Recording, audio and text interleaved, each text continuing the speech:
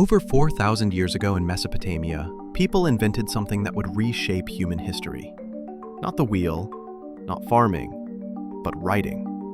And not just any writing, cuneiform, the wedge-shaped script that turned memory into technology.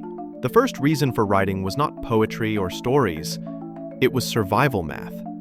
Early Sumerians needed to track grain, livestock, labor, and trade. Their cities were too complex for memory alone, so clay tablets became the filing system of the ancient world. At first, writing was simple pictographs, drawings scratched into clay. Then came the breakthrough of a reed stylus pressed into soft clay. It was faster and more efficient, but it made the signs more abstract.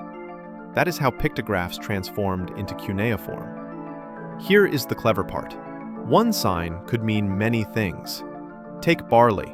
It could stand for the word itself, a logogram.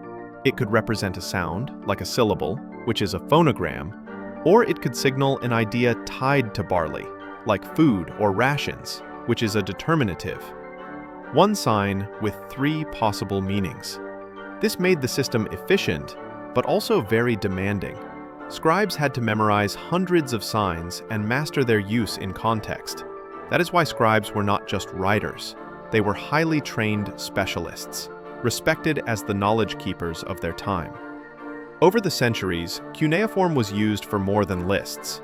First came receipts and inventories, then contracts and law codes, and finally, entire works of literature. What began as bookkeeping evolved into philosophy, myth, and storytelling. Here is the key. Cuneiform was not a language, it was a script. A script is the system of symbols, while a language is the spoken words it represents. That flexibility meant cuneiform could capture Sumerian, Akkadian, Hittite, and more. It was a code that traveled across cultures, preserving stories for centuries. So the next time you type on a keyboard or phone, think back to Mesopotamia.